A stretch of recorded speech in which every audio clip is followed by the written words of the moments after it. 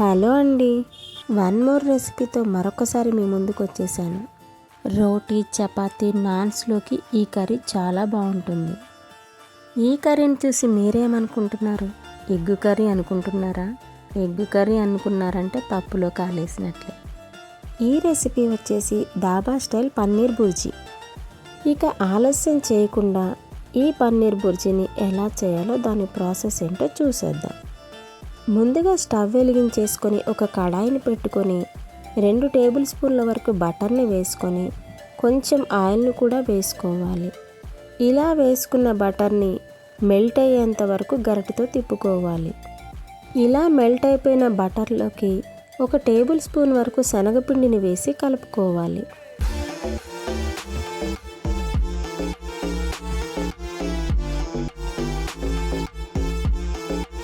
శనగపిండి అంతా పచ్చివాసన పోయి ఇలా కలర్ చేంజ్ అయినప్పుడు 2 మీడియం సైజు ఉల్లిపాయలను సన్నగా తరిగి వేసుకోవాలి.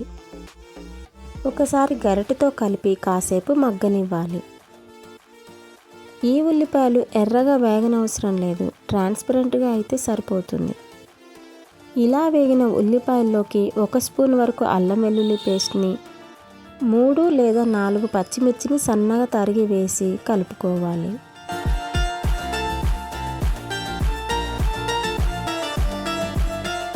అల్లం వెల్లుల్లి పేస్ట్ పచ్చివాసన పోయిన తర్వాత బాగా పండిన 2 టమాటాలని సన్నగా కట్ చేసి వేసుకోవాలి.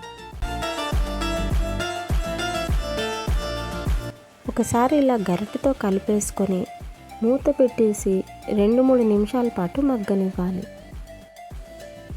2 నిమిషాల తర్వాత ఒకసారి మూత తీసి గరిటెతో కలిపేసుకోవాలి. టమాటాలు కూడా మనకి చక్కగా మగ్గిపోయాయి. ఈ టైంలో 1/2 టీ స్పూన్ పసుపును, 1 స్పూన్ వరకు కారంను,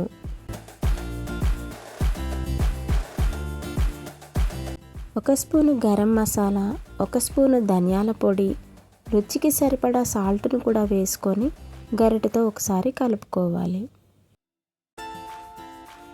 వేసుకున్న స్పైసెస్ అంతా మాడిపోకుండా పక్కన స్టవ్ మీద వేడి నీళ్ళను పెట్టుకొని కాగిన నీళ్ళను 1/2 కప్పు వరకు వేసుకొని కలుపుకొని మూత పెట్టి 2 నిమిషాల వరకు మగ్గనివ్వాలి. 2 నిమిషాల తర్వాత మూత తీసి చూస్తే మన కర్రీ చక్కగా ఉడికిపోయి ఉంది. ఇలా ఉడికిపోయిన కర్రీలోకి వేడి నీళ్ళను 1 గ్లాస్ వరకు వేసుకొని కలుపుకోవాలి. ఫ్లేమ్ని హైలో పెట్టుకొని ఒక మరుగు వచ్చేంత వరకు ఉడికించుకోవాలి. మనం వేడి నీళ్ళని వేసాం కాబట్టి త్వరగానే ఉడుకుతుంది.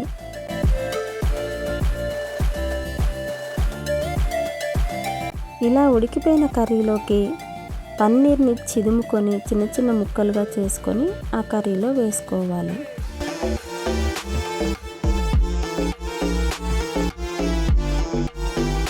ఈ పన్నీర్ని నేను ఇంట్లోనే తయారు చేశాను. మీరు బయట షాప్స్లో దొరికే పన్నీర్నైనా వేసుకోవచ్చు. ఇలా ఒక 2 నిమిషాలు ఉడికించారంటే చక్కగా ఉడికిపోయి ఆయిల్ అంతా పైకి తేలుతుంది. ఈ టైంలో కొత్తిమీరను వేసుకొని గరిటెతో ఒకసారి కలుపుకోవాలి. 1 నిమిషం పాటు ఉంచి స్టవ్ ఆఫ్ చేసేయాలి. అంతేనండి, ఎంతో సింపుల్గా చేసుకునే డాబా స్టైల్ పన్నీర్ బుర్జీ రెడీ అయిపోయింది. నేనైతే ఈ కర్రీలోకి చపాతీలను చేశాను.